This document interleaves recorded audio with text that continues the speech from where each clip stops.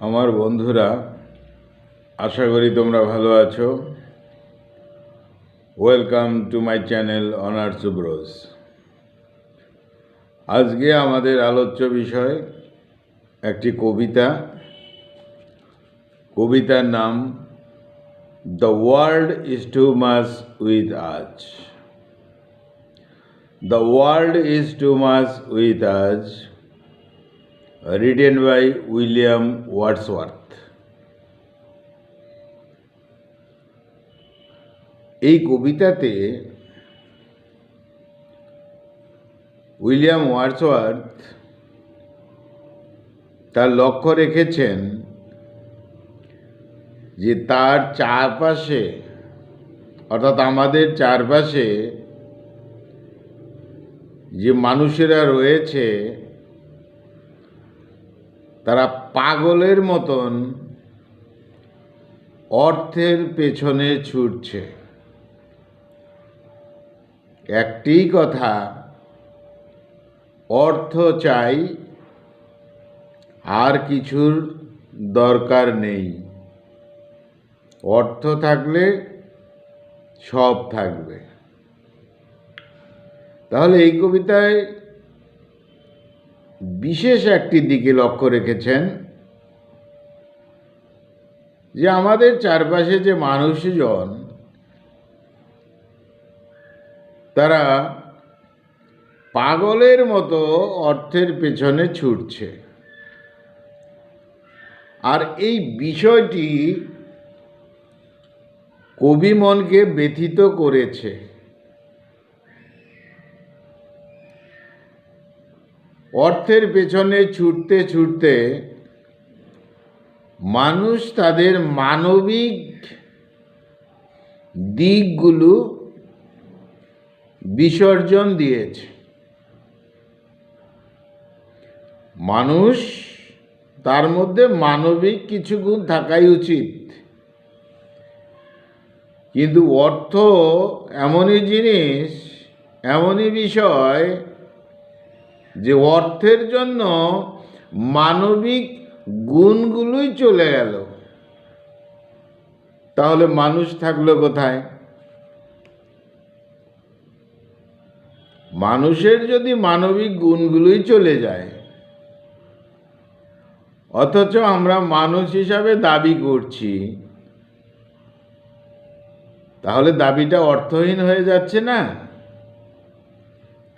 তাই কবি বলেছেন, আজকের দিনে মানুষ শুধুমাত্র ম্যামন, অর্থাৎ ধন সম্পত্তির দেবতার পূজারী। আজকের দিনের মানুষ ম্যামনের পূজারী, অর্থাৎ ধন সম্পত্তির দেবতার পূজারী। মানুষের ধ্যান, জ্ঞান, চিন্তা শুধু কি করে সম্পত্তি সঞ্চয় হবে, সম্পত্তি চাই। এই অর্থের পিছনে ছুটতে গিয়েই মানুষ প্রকৃতির সাথেও বিশ্বাসঘাতকতা করছে। অর্থের পেছনে ছুটতে গিয়ে মানুষ এই প্রকৃতির সাথে বিশ্বাসঘাতকতা করছে। তাহলে কি মানুষ নিজের সাথে বিশ্বাসঘাতকতা করছে না? অর্থাৎ কবি বলেছেন যে প্রকৃতির সাথে যে সুসম্পর্ক থাকা উচিত,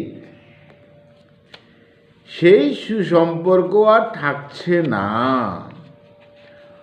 মানুষ প্রকৃতিরই অঙ্গ, মানুষ প্রকৃতির উপকরণ, অথচ প্রকৃতির সাথে সম্পর্ক রাখছে না। তাহলে মানুষের অস্তিত্বটা থাকে কি করে?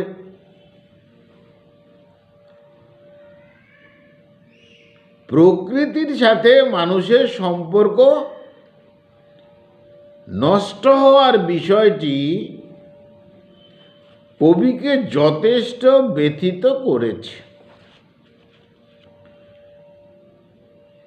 হয়তো স্বাভাবিক, কারণ উইলিয়াম ওয়ার্ডসওয়ার্থ ছিলেন প্রকৃতির উপাসক।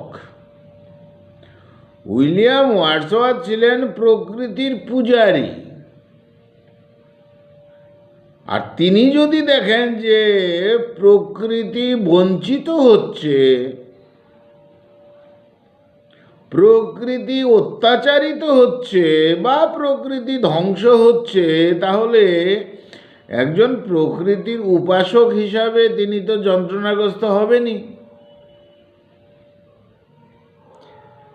কবি ভাবছেন তার পক্ষে আর সহ্য করা সম্ভব হচ্ছে না। যারা প্রকৃতিকে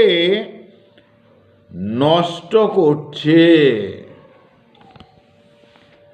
তাই এই কবিতার মধ্যে প্রকৃতির প্রতি সহানুভূতি, প্রকৃতির প্রতি ভক্তি, প্রকৃতির প্রতি ভালোবাসা এইসব ফুটে উঠেছে। আর এটাও স্বাভাবিক, কারণ তিনি যে কবি উইলিয়াম ওয়ার্ডসওয়ার্থ, এবং তিনি প্রকৃতির পূজারী, প্রকৃতির উপাসক।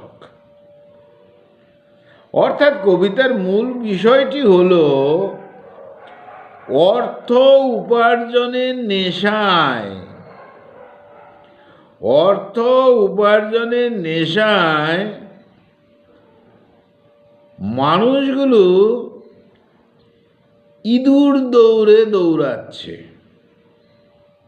আর প্রকৃতির সাথে তার যে মধুর সম্পর্ক, সেই মধুর সম্পর্কটা বিঘ্নিত হচ্ছে। কবি বলেছেন যে স্বার্থপর মানুষেরা অর্থ পিপাসায় নিজেরাই যে দুর্দশাগ্রস্ত হয়ে আসছে, নিজেরাই যে দুর্দশাগ্রস্ত হয়ে পড়ছে, এটা মানুষের ভাবনার মধ্যে নেই। শৈশব থেকে মৃত্যু পর্যন্ত এই দীর্ঘ সময় জুড়ে মানুষের শুধু অর্থ প্রাপ্তি, অর্থাৎ প্রাপ্তি যোগের নেশা।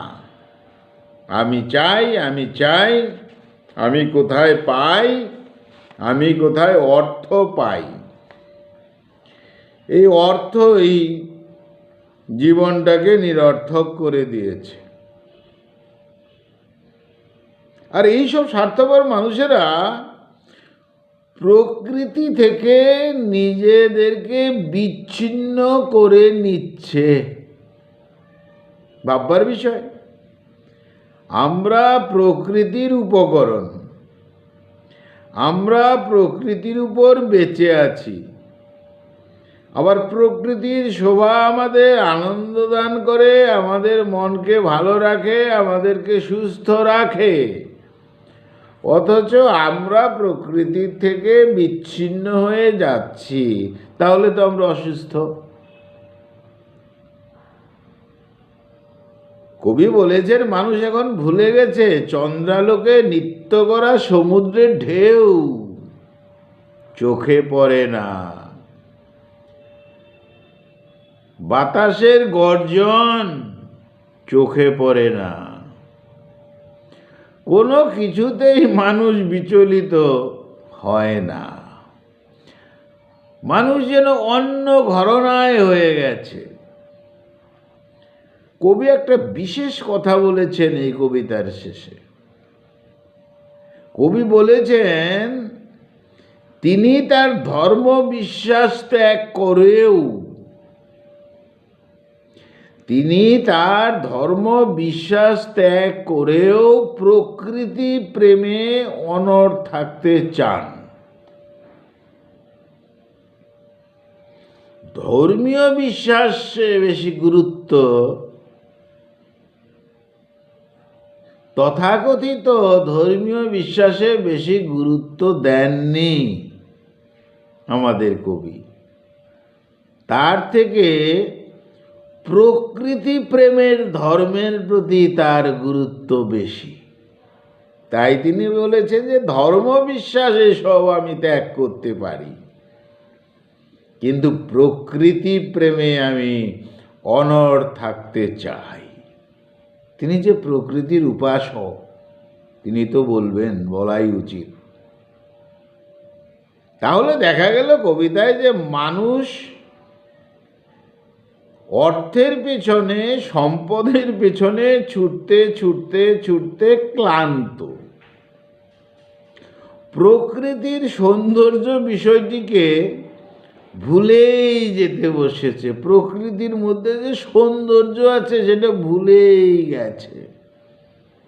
অর্থাৎ মানুষের দৃষ্টি শক্তিটাই হারিয়ে গেছে। দৃষ্টি শুধু একদিকে, কোথায়? অর্থ কোথায় পাওয়া যাবে। আর তার জন্য নৈতিক অধিপতন হয়েছে কবির ভাষায়। তাই কবি বলেছেন এইসব হলো জড়বাদ, এতে কোনো প্রাণ নেই, প্রাণহীন একটা সভ্যতা চলছে। মানবকুল প্রাণহীন হয়ে গেছে, হৃদয়হীন হয়ে গেছে, ভালোবাসাহীন হয়ে গেছে। প্রকৃতি মাকেই ভুলে যেতে পারে? এ কি করে সম্ভব? তাই প্রকৃতি প্রেমিক এই কবির মতে মানুষকে অবশ্যই প্রকৃতিকে ভালোবাসতে হবে, প্রকৃতির উপাসনা করতে হবে, প্রকৃতির পূজারী হতে হবে। তবেই প্রকৃতির রহস্য মানুষের মনে জাগ্রত হবে, তবেই মানুষ প্রকৃতির অনাবিল আনন্দ প্রাণ ভরে উপভোগ করতে পারবে। আমি যদি প্রকৃতিকে পূজা না করি, আমি যদি প্রকৃতিকে ভালোই না বাসি, আমি যদি প্রকৃতিকে আপন করে না নিতে পারি, তাহলে প্রকৃতির রহস্য তো আমার কাছে উন্মোচিত হবে না, অর্থাৎ আমার মনও জাগ্রত হবে না। তাই বলা হয়েছে, মানুষ যদি অনাবিল আনন্দ পেতে চায় প্রাণ ভরে, তবে প্রকৃতিকে ভালোবাসতে হবে। এই ছিল বন্ধু আমাদের আজকের আলোচ্য বিষয় কবিতার the world is too much with আজ। আমরা মানুষেরা কোথায় যেন হারিয়ে যাচ্ছি। আমরা মানুষ বটে, কিন্তু মানবিক গুণগুলো হারিয়ে যাচ্ছে। কবির ভাষায় শুধু একটা বিশেষ দিকে আমাদের লক্ষ্য, কোথায়? অর্থ চাই, অর্থ চাই। আমরা অর্থ পিপাসু হয়ে পড়েছি। তাই অর্থ পিপাসু হয়ে পড়েছি মানে প্রকৃতিকে আমরা ভুলে গেছি। তাহলে যাকে ভুলে গেছি, স্বাভাবিকভাবে তার সম্পর্কে আমাদের ভাবনা নেই। সেই জন্য আমরা প্রকৃতির রহস্য বুঝতে পারি না, প্রকৃতির মধ্যে শান্তি আছে বুঝতে পারি না, প্রকৃতি যে সব কিছু তা বুঝতে পারি না, প্রকৃতি যে আমাদের জন্ম দিয়েছে তা বুঝতে পারি না। আমাদের হৃদয়, মন, ধ্যান, জ্ঞান শুধু অর্থের দিকে। এই কবির কথাটা খুব সাংঘাতিক, আমার ব্যক্তিগতভাবেও ভালো লেগেছে, যে আমি এই তথাকথিত ধর্মকে আমি ছেড়ে দিতে পারি। কি ভয়ঙ্কর কথা! আমি ধর্মকেও ছেড়ে দিতে পারি, কিন্তু আমি প্রকৃতি প্রেমকে ছাড়তে পারি না। আমি ধর্মকে ছেড়ে দিতে পারি, কিন্তু প্রকৃতি প্রেমের ধর্মকে আমি ছাড়তে পারি না। কতটা বিশ্বাসের সঙ্গে বলেছেন কতটা ভক্তি ভরা মনে বলেছেন। আর তিনি বলবেন তিনি প্রকৃতির উপাসক, প্রকৃতির পূজারী। তাই যেন কবি মানুষকে সতর্ক করতে চাইছেন যে প্রকৃতিকে এইভাবে বঞ্চিত করে নিজে বঞ্চিত হতে নেই। প্রকৃতিকে অবহেলা করে নিজেকে অবহেলা করা ঠিক হবে না। প্রকৃতিকে ভালো না বেসে নিজেকে, তাহলে ভালোবাসা কোথার দিকে আসবে? তার মানে নিজেকেই বঞ্চিত করা হচ্ছে। আর প্রকৃতির রহস্য যদি আমরা বুঝতে চাই তাহলে প্রকৃতিকে ভালোবাসতে হবে, এবং এটা যেন আমাদের আগামী দিনের পথ। প্রকৃতি আমাদেরকে সার্বিক কিছু দেয়, আমাদের জীবন দেয়, আমাদের প্রাণবায়ু দেয়, আমাদের খাবার খাদ্য দেয়, আমাদের সব কিছু দেয়, এমন কিছু বাদ নেই, সব কিছুই দেয়। তাহলে প্রকৃতির মধ্যে ভালোবাসা থাকলে, প্রকৃতির প্রতি ভালোবাসা থাকলে যে আমরা জীবনে অনেক কিছু পেতে পারি, সে বিষয়টা আমরা মানুষরা একদম ভুলেই গেছি। তাই এখানে কোনো মেকি বা অভিনয় করে ভালোবাসার কিছু নাই। প্রকৃতিকে যদি আমরা হৃদয় দিয়ে ভালোবাসতে পারি, এই প্রকৃতি পুস্তকের মধ্যে, এই প্রকৃতি মন্দিরের মধ্যে, এই প্রকৃতির পবিত্রতার মধ্যে সব কিছু রয়েছে। তাই কবি আহ্বান করেছেন মানুষজনকে যে পাগলের মতো অর্থের পিছনে না ছুটে যেন প্রকৃতির দিকে লক্ষ্য করা হয়। তিনি বলেছেন যে মেমন দেবতা, ধন সম্পত্তির দেবতাকে পূজা না করে প্রকৃতির পূজা করা উচিত। প্রকৃতির প্রতি ধ্যান, জ্ঞান, ভালোবাসা সব কিছু থাকা উচিত। প্রকৃতির প্রতি বিশ্বাসঘাতকতা করা যাবে না, করা উচিত নয়। প্রকৃতির সাথে সুসম্পর্ক রাখা উচিত।